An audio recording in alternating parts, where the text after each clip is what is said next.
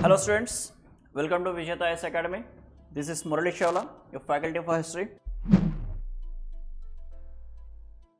Right, so in this video lecture, we'll shortly discuss about a very important topic for examination both for prelims and mains, that is Indus Valley civilization, right?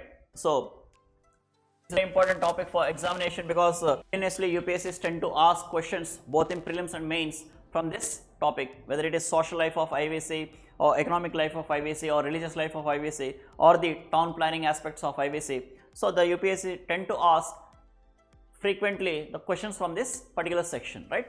So we'll see what is all about Indus Valley civilization. So it can be called as Indus Valley civilization, be called as Sindhu civilization, the other name for Indus River, and sometimes it is also called as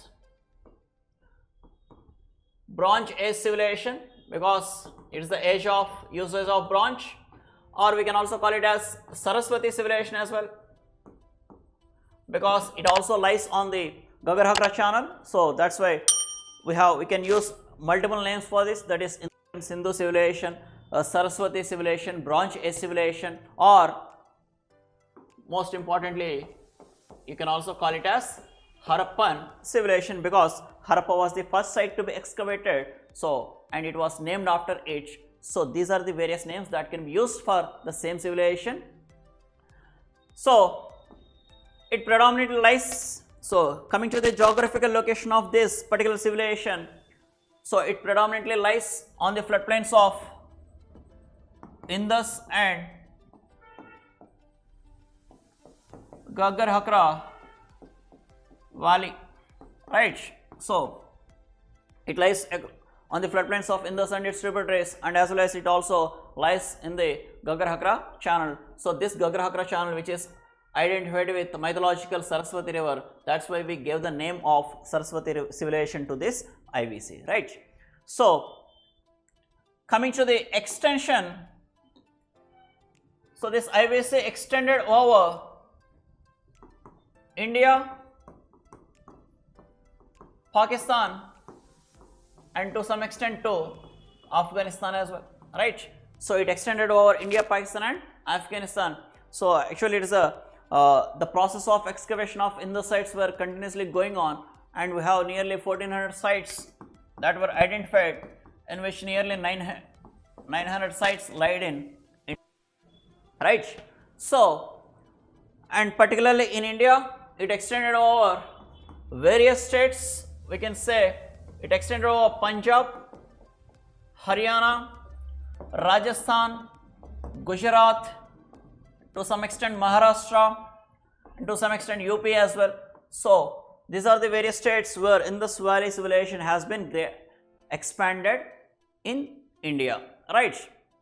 So coming to the extension, it extended over 1.3, is one of the greatest civilization of that times because out of the 4 civilizations that we know or we consider important, that is Chinese civilization, Mesopotamian civilization, Egyptian civilization and Indus Valley civilization. These are the 4 greatest civilizations of the world. So among which Indus Valley was the most advanced civilization, right? So out of these 4, as compared to Chinese civilization, Egyptian civilization and Mesopotamian civilization, Indus Valley civilization was most advanced and as well as most urbanized civilization, right?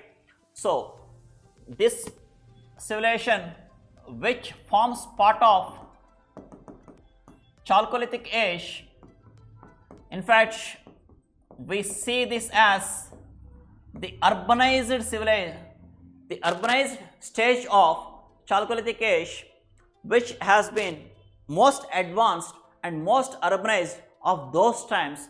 In fact it was the first and foremost urbanized time period in India, so which is nothing but Indus Valley civilization, right? Obviously the various aspects of that urbanization were continued for generations and generations, and various elements of the town planning of Indus Valley civilization is even used today as well, right? So coming to the area of extension, so it extended from Manda in Jammu to Daimabad in Maharashtra. It extended Sudgandor in west, that is to Alangirpur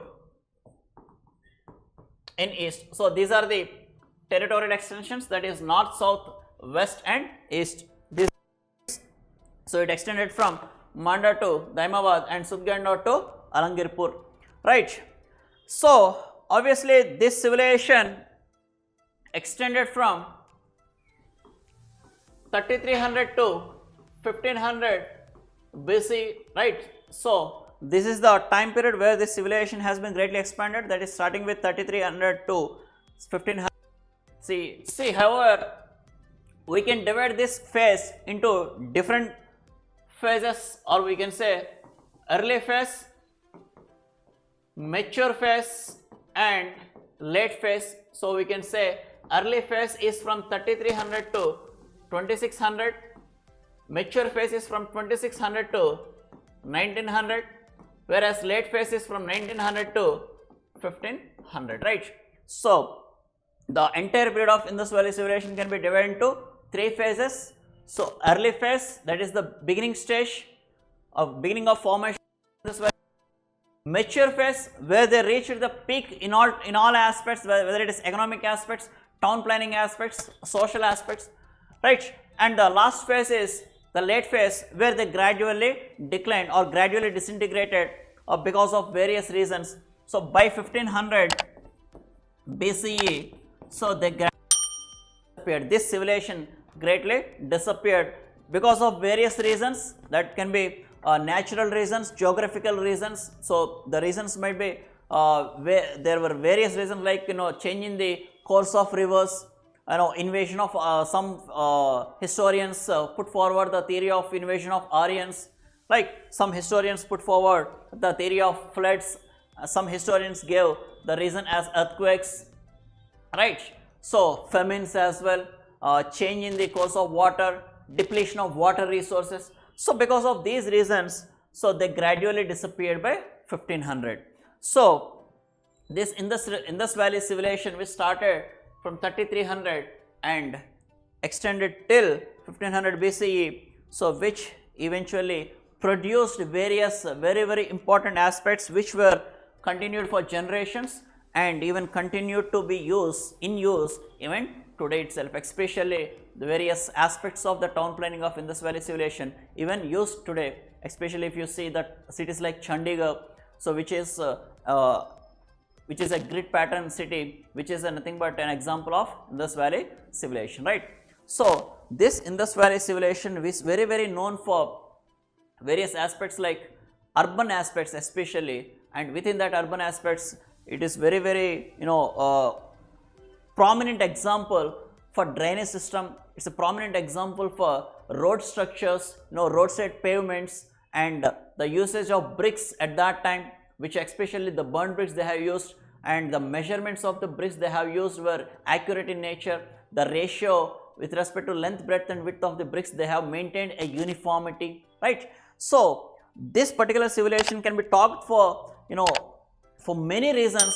It can be considered as the very prominent one across the world, not only just India, but if you compare this with other civilizations, it stands out with various special features which make this civilization as a prominent one in the world, which taught various aspects to the rest of the world, not just to India, right. So we'll discuss this particular topic in a comprehensive way in our class course. So for that, please stay tuned to our Vijetha IAS Academy, right. Thank you.